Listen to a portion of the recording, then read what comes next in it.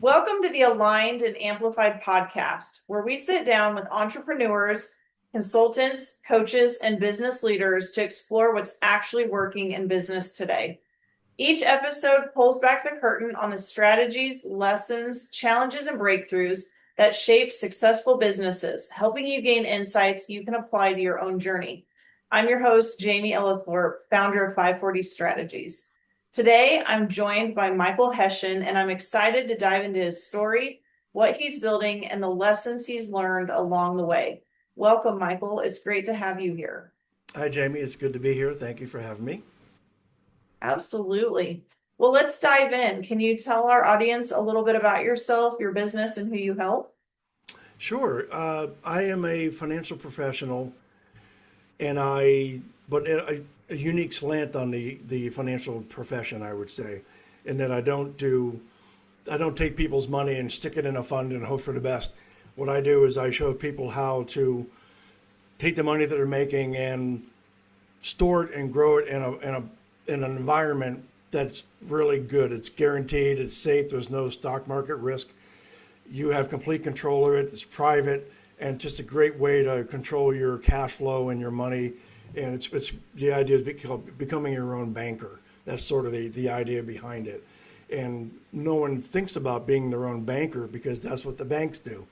But if you start to understand, if you control the banking function, the flow of the money that's coming in and going out in your own personal, economic system, then you're much better off and you have much more control and certainty. And so that's what I do, and I show people how to do that for themselves. And really, it's all about creating and growing and learning how to run your own financing business is the best way I would say it. Definitely Yeah. interesting. And I have a feeling we've already got some people already leaning in. So, how did you get started on this fantastic journey? It's a long story, but I'll keep it short. My first business, I was a couple of years out of college, and I started a small manufacturing company, and it was in the boating industry because I'd done a lot of sailing.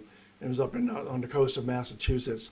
A lot of things I knew I didn't want to do, but I could see having my own business, building things by hand, being around boats, and I loved the idea of being my own boss, not wearing a suit, all that kind of good stuff. So I started this business when I was 24, got really good at it, but didn't set it up properly as a business. I had no exit strategy. I just got really good at what I did, and it was really all dependent upon me. So 16 years later, fast forward, I burned out. Didn't have any employees. There was nothing to sell because it was all my expertise. I made these boat covers and cushions and upholstery for boat owners and some small boat builders. So it was all on me. And once I got, burnt out, there was nothing to sell other than some equipment. So that was a hard lesson. But a little bit before then, my wife and I got our first home. And it was a rental property, a two-family. So I started to understand the idea of leverage and having a tenant help pay for a good chunk of the mortgage. So I started to read the Kiyosaki books, Rich Dad, Poor Dad, things like that. And one of the first things in his second book, The Cash Flow Quadrant, I saw that, oh, I just own my own job. I'm not sure if you're familiar with that book, but it talks about the four quadrants. Ideally, you want to be on, I think, the right or left side where you're an investor or a business owner. And on the other side, the not so great side is employee or small business owner or a self-employed.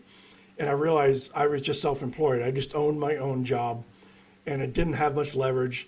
It was kind of cool. I could sort of, people thought, oh, you're this great entrepreneur. And so it was a real kind of a hard lesson. But at the same time, I was learning about these other leverage opportunities.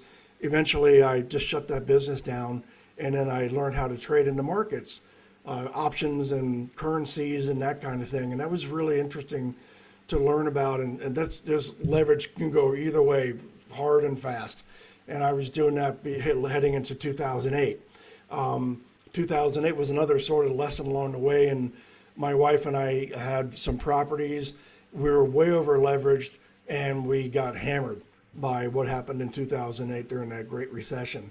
And we actually ended up going through bankruptcy, and we got to keep the home, but it just informed me, and I realized, oh, okay, leverage is great, but if you don't have it, if you're over leveraged and you're not prepared for these unexpected occurrences that come up occasionally, pretty frequently actually, then you're just exposing yourself unnecessarily. So eventually, I got, coming out of bankruptcy, I was interested in how money works and that whole thing. I didn't want to trade again, and I started working for a life insurance company, and that's when I really started to learn that there's things about life insurance that I had no clue about. Most people think it's just a death benefit.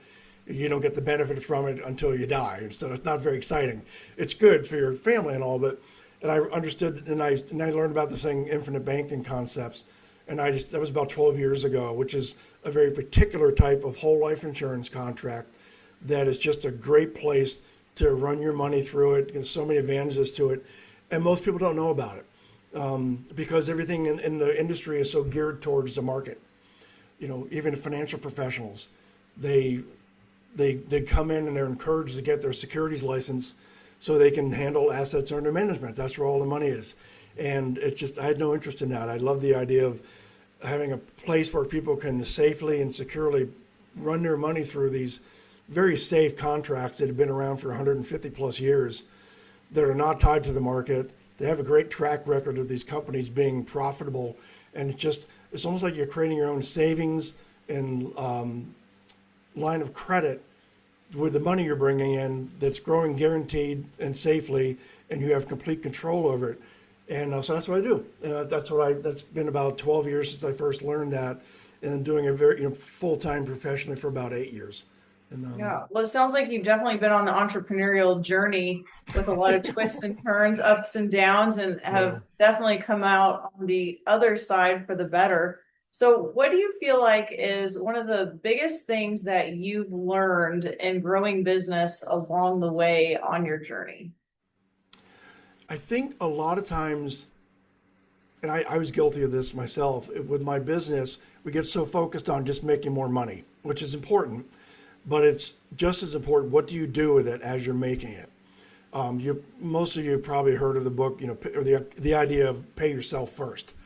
Most employees don't. A lot of them have no choice. They get their paycheck, but our taxes are taken out already before they even see their money. One of the advantages of being self-employed, having your own business, is you can actually get that money first. And the idea is that don't spend it first. Get it in your control first, and then deploy it as needed. And unfortunately, most savings environments in the U.S. are not good. There are savings accounts that give you next to nothing. Even the high yield savings accounts, those are all taxable and they can change anytime. So it's I think that's what they get so focused on making more money, and they're not paying attention to what they're doing with the money as they're making it. Because really, if you think about it, the biggest asset a worker or anyone who's generating income throughout their lifetime is the money that they generate that comes through their hands. And even people who aren't making a whole lot of money, often it'll be $1 million will come through their hands in a 40-year career. And unfortunately, at the end of the day, there's none of it left, or very little of it left. So if you can look at that and have some way to run that money through a different thing, a different system, and keep more of it ongoingly for yourself, you're just so much better off. There's a real peace of mind around it, and you're not sweating, wondering what the market's going to do, if it's going to tank, all that kind of good stuff. So I think that's one of the biggest things. They get, especially small business owners, they get so focused on the business and the making of the money, and it's great. But just take another little thing on and learn how to control it and grow it yourself. So You said a lot of really insightful things, and I have a feeling our audience is probably already having some paradigm shifts. I know I've had a couple in just what you said, but just looking back over the last 12 months, what has something that's been surprising to you in business over the last 12 months, even maybe in your own business when it comes to growing businesses today? I know we've got so many things changing in the world and technologies evolving, and I could go on and on, but I want to get your take on it. What's something that's been surprising for you? One thing I have seen is that probably starting in 2005, I think part of it was, with the election and all the upset, and there's just a lot of things going on. So I think people not taking one side or the other. I think there was just a lot of uncertainty around, like, am I getting in with AI kind of dumped in there too? People who I knew, my wife has her own business and she's in the coaching space.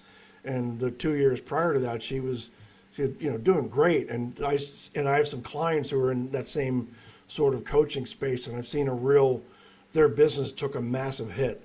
So it seemed like people are just like tightening their purse strings in the last couple of years, and just not, because there's just a lot of unsettledness.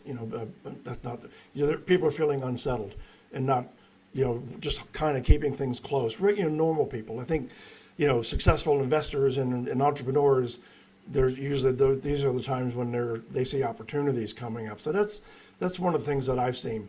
Is that just especially on the small business entrepreneurial side, just caught like yellow light. Like, all right, when's the next shoe gonna drop? And then the AI stuff certainly has some people freaking out too.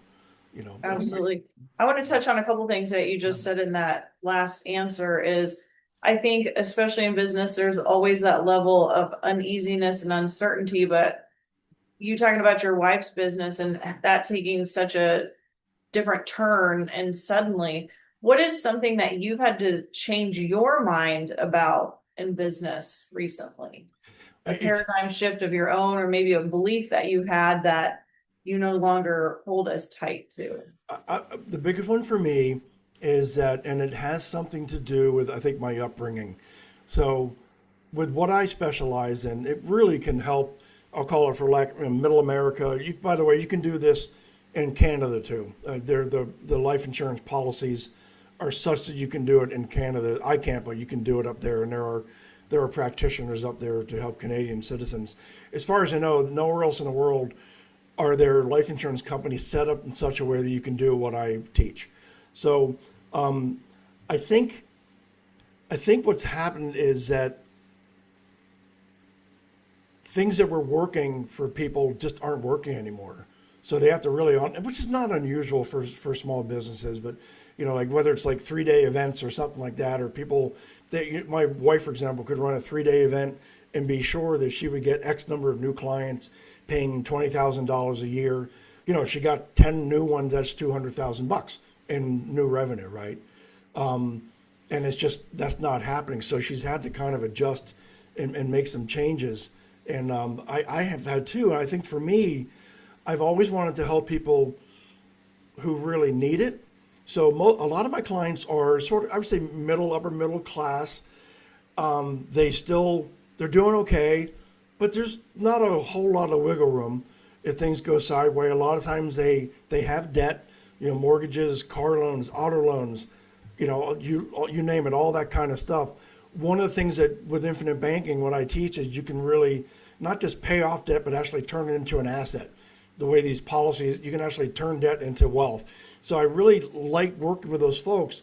And I realized in the last year that I need to, so I can stay in business, to start working with people with more money. And I hate to say that because they need help too. And I have a partnership with a firm out of Arizona called Factum Financial. My company's called The Perfect Asset. And they've been working with some higher net worth individuals, and they're seeing the same thing, just at a higher level. They may be making $1 million a year. They still have 30 days of liquidity, and they're still, leveraged to the eyeballs. So I think in a way, because I've had some clients who aren't making as much, and with some of that uncertainty, they're not able to keep doing what I teach because there's not enough revenue. So I'm seeing that I have to look to just reach out to a higher income level, and it's not a bad thing. It's just something it's been an adjustment for me, because I've always had it. 'Cause coming into the financial services field, you're taught you go after high net worth individuals. That's where the money is. It's get your securities license, take assets under management, and go after high net worth people. And I just didn't want to do that. It just didn't appeal to me. I wanted to work with regular people. So I'm still working with regular people. It's just maybe with just people who are a little bit, have a little bit more liquidity so they can effectively do what I teach. So that's been like an evolving thing that I've noticed for myself. That makes sense. So on a positive note, we've talked about a lot of change, uncertainty, evolving. What do you feel like is going really well in your business right now, and what's coming naturally to you? What I love it when people, so with what I do, I always figure out that when you start the policy, obviously there's a lot of education usually. Occasionally people will have already done their research on infinite banking concepts because it's more and more it's becoming at least somewhat of a known idea. So some people come with they have some background of information. But even so, once they start, again, because it's about taking over as much as you can, the banking function, that the money coming in and you're controlling the flow of it so it stays in your control. It doesn't come naturally to people. So when I do come across someone who really gets it and they start to implement it, and it just makes me so happy because I have clients who started out and then life happened. They got really busy and they see, oh, this is just one more thing I need to do, and it's so worth it. But I love it when, I had a client recently who, for example, had a car loan. She had a new car that she bought a couple of years ago, paying $1,000 a month for it. She loves the car. She can afford it. She'd been with me for about 2 years, and she had enough what's called cash value in her policy where we could take a loan out from the insurance company, which is the best way to access it, and then go pay off that car. But it's not just paying off the car. Because you took a loan from the company, I said, what we're going to do is you're now the lender. That $1,000 that was going away from you at 8% interest for another 4 years is now coming back into your system. So, and when she got to, oh, that's like $50,000 that I get to keep that was going to go away from me. Now it's coming back into my system to be used for the next vehicle or whatever it is. So when that kind of thing happens and they get it, it makes me very happy. And conversely sad if they can't quite get there, because occasionally people, they won't take it on as much as I try to guide them and teach them. And then they're like, I just can't keep doing this. And it breaks my heart, but I do the best I can. So that's wonderful. Well, it sounds like you do a lot of guiding, coaching, and teaching in your very much work. so. Yeah. What do you feel like is taking the most attention or focus for your business right now? The biggest challenge is, prospecting or marketing, because it is still something that's not widely known. The number of, you think of like Fisher investment ads, big companies like that who do all stock market related things, they have a much bigger budget than I do. So and also just the financial services industry, because, and I was urged to go into that, as I mentioned earlier, into that part of the business years ago and didn't want to. They're taught a certain way. What you do with money is you take it and you put it into some diversified portfolio. You're thinking about retirement for the most part, which is okay. And then life insurance is just like, a piece of the puzzle just for, the worst case scenario. And it's not dealing with the day-to-day, your funding and your financing that you do day to day. So we're kind of up against, it's a challenge to effectively get the message out there, so that people get it, at least want to, and at least want to explore it for themselves. So Yes. it's a perpetual challenge for all of us who are doing this. So we do the best we can, and so I think that's one of the biggest challenges. Well, it sounds like to me that you're definitely helping others with their vision for the future and helping them make that a reality. So I'd love to hear about your vision for the future of your business. When you look out 3 to 5 years from now, what's clear to you and where would you like to be? It's a great question. I've been reluctant to build my own agency, because that's one natural path that some people do. Is you get some agents, you bring them in, and they do a lot of the selling for you, and you get a little a little piece of the action and take on more of a sort of a visionary role. And I don't know if I really want to do that. I mentioned before my partnership with Fact and Financial. I think so. I still have my independence, but I'm partnered with them. And I think I can see in 3 to 5 years through them that maybe I step back a little bit and I do more. I love talking about this stuff. I can see getting to where I have more assistance with putting together policies or doing presentations. Maybe I have like a small team where younger, 30-somethings or 40-somethings are out there hitting the pavement and teaching, seminars and webinars and that kind of thing.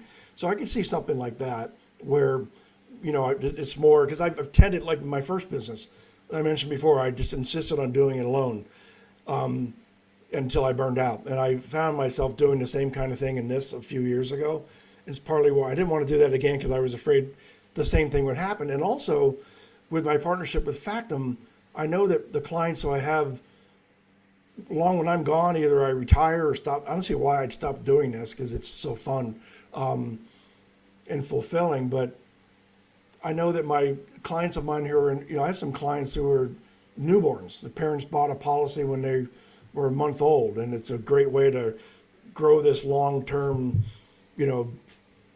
asset for their little ones, ongoingly. And along the way, teach them how money works. But I want them to be able to access ongoing tutelage through my partners at Factum, even when I'm gone. And I know that they'll keep doing it because there are some 20-somethings in Factum who are in the leadership there. So to me, that's important, that because what happens sometimes in this industry is that there's some outfits out there teaching infinite banking. They're really good at marketing. They're not so good at the follow-up and the teaching. And you'll have these people have these policies, and 2 years later, they have no idea what to do with them. And they're just like, I can't afford this $10,000 a year. And why do I have this thing again? Because it wasn't structured properly to ongoingly teach them and show them how to do this. So that's kind of how I see it, something along those lines. I mean, Nelson Nash, who came up with the term infinite banking, had a goal of 10% of the U.S. population, I'd say U.S. families, utilizing these policies in infinite banking for themselves, and thought that would be a tipping point.